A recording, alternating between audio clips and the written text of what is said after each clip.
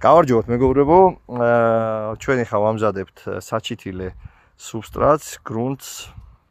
კი არის აგერ სუბსტრატი მზად და პირდაპირ ამაში შეიძლება გამოყვანა, მაგრამ ეს უნდა გავაბევროთ, ეს უნდა დავამძიმოთ ცოტა, იმიტომ რომ წყალს ცუდად იღებს და გამოვაროთ, თან გავამრავლეთ, თან უკეთესსაც გავხდით. ეხლა ზოგი ეძებს ხოლმე შავმიწა ნიადაგს ჩითილებს გამოსაყვანად, ჩითილებს ნიადაგში ისეთი სისწრაფით იზრდებიან, ხშირად მაინც არ ყოფნის ხოლმე ისკვება და ამიტომ მნიშვნელობა არ აქვს თქვენ შავმიწას მოიტანთ თუ ქვიშას მოიტანთ, ჩემსავით და აი კიდე მეორე სამშენებლო ქვიშა. თავარია ეს იყოს გარეცხილი, რომ პათოგენური მიკროფლორა არ გამოყვეს. მიწა არ უნდა ერიოს რა ერთი სიტყვით შეგნით, ამაში არაფერი პათოგენური მიკროფლორა არ იქნება რა. აგერ ჩვენი ძირითადი ავზი ყველაფრის გადასარევად ვიხმართ პერლიტს, ასე ვთქვათ, დეპო, რაც წყალსაც კარგად შეინარჩუნებს, დრენაჟირებაშიც დაგვეხმარება, მიკროფლორაც შესახდება შიგნით და ერთი სიტყვით ბევრად კარგ ეფექტს მოგცემს. კვებისგან და სასუქებიდან თქვენ შეგიძლიათ მარტო გამოიყენოთ რაღაცა აი ასეთი როგორც ბიომიქსი არის, კომპლექსური, ანუ ეს არის მინერალური ორგანული სასუქი. აი ესეთი არის, ამაში არის სასარგებლო მიკროფლორაც და მინერალებიც გამზადებული.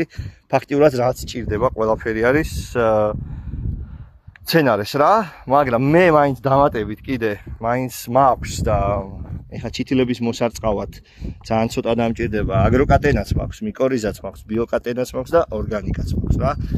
ესენი აუცილებელი არ არის, მაგრამ თუ გაქვთ რა პრობლემაა, ძალიან ცოტას ვიხმარ, ეხლა ამას 10 ლიტრზე ვიხმარ 100 გრამს რა თითოეულს. ასე რომ ბევრი ხარჯი არ მექნება. ვინაიდან მაქვს, მაგრამ შეგიძლიათ ამის გარეშეც გააკეთოთ რა. ეხლა ჩვენ გადაურევთ სუბსტრატს, ნეიტრალური სუბსტრატი არის, ეს 250 ლიტრი არის და ღირს 65 ლარი. ეს რატისთან ვიყიდე, ინახავთ ვიდეოს რა. არც პერლიტი ღირს ძალიან ძვირი, იმიტომ რომ ბევრს არ ხმარობთ ხო, ეხლა მით უმეტეს ჩემ კომბინაციაში პერლიტი ბევრი საჭირო არ არის. და გაჩვენებთ რა, დაახლოებით მე საბოლოო ჯამში როგორ გამოიყურება ეს გადაზავებული ყველაფერი და დავიწყებთ რაღაცების დათესვას. რას დავთესავთ, მაგასაც გეტყვით. ესე იგი მეგობრებო, ესენი 100 გრამი დავამატე აი ამ 10 litrიან სარწყავში, აქ გადაურით. ეხა აი ლუკასაც ეგონა რომ ძალიან ბევრი ქვიშაო. უნდა იყოს მეტი, უნდა იყოს ქვიშა. ანუ 2/3 დაახლოებით უნდა იყოს ქვიშა, 1/3 შეიძლება იყოს სუბსტრატი. თუ არ გაქვთ ეს სუბსტრატი და არ გაქვთ რომ იყიდოთ საშუალება, შეგიძლიათ გამოიყენოთ ბიოჰუმუსი თუ გაქვთ, თუ ბიოჰუმუსიც არ გაქვთ, შეგიძლიათ ტყიდან მოიტანოთ ცოტა ნაყოფიერი ფენა და ოღონ გაუკეთოთ სტერილიზაცია, დუხოვკაში გააცხელოთ, ან რამეზე გააცხელოთ 70 გრადუსზე მაინც 1-20 წუთით, რომ პათოგენური მიკროფლორა და ეს ჰერმიტების კვერცხები და ყველაფერი მოკვდეს რა. ასე რომ შეგიძლიათ აი ესეთი დაახლოებით კონსისტენცია მიიღოთ. მეტი წილი ქვიშაა და თქვენ შეიძლება იფიქროთ, რომ აქ რა უნდა გაიზარდოს, მაგრამ გაჩვენებთ რაც გაიზრდება აქ.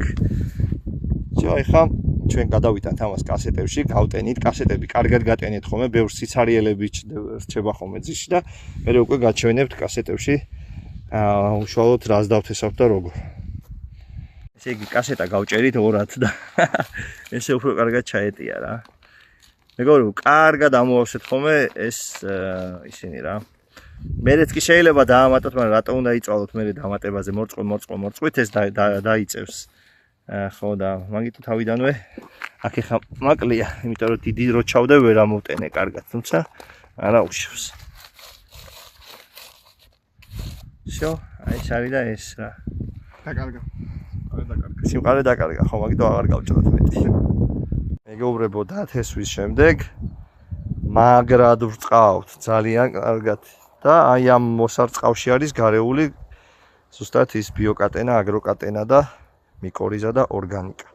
ანუ ეს ეხა თან კვება, თან მიკროფლორას ვასახლებთ, სასარგებლო მიკროფლორას და ასე შემდეგ რა. ესე იგი მეგობრებო, გაჩვენებთ ფინალს. ეს ჩვენი დათესილი რაღაცეები, ეს ჩვენი განათება.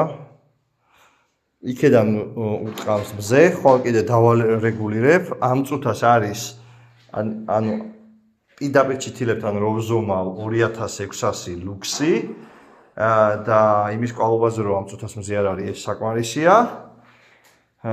და დღე კიდე გეტყვით თუ გინდათ რამდენი არის აქ განათება. იქ კიდე 2-3 კასეტა დაეტევა რა. ანუ ეს ორი პროჟექტორი ყოფნის აი ამდენ ჩითილს და მეტსაც.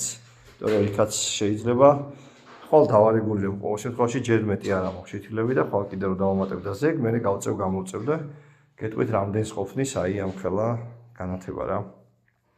ორი ცალი პროჟექტორი უფრო ძლიერებიც არის, შემეძლო უფრო ძლიერიც აღება და უნდა ამეღო კიდევაც უფრო ძლიერი. მაგრამ ესეც ძალიან კარგია. ესე იქნება ახლა ჩითილები, ჩავკეტავთ ოთახს, ტენიანობა აიწევს, იმიტომ რომ კედლები ახალი ის არის დაშპაკულია და სველია და აქ ტენიანობა იქნება ალბათ 90-ზე ხვალ. პლუს აქედანაც აორთქლდება წყალი და ტენიანობის პრობლემა გაღვივებისთვის აქ არ იქნება. ერთადერთი არის ტემპერატურა გათბობა არ მაქვს აქ და აი პლეტა გვაქვს ჩართული, ღუმელი, ელექტრო ღუმელი და მაინც აი ამას კიდე ზემოდან დამატებით დღეს გადავაფარებ და ხოლმე ტენიანობა შევხედავ როგორ იქნება და ან მოვაშორებ ან დავამატებ.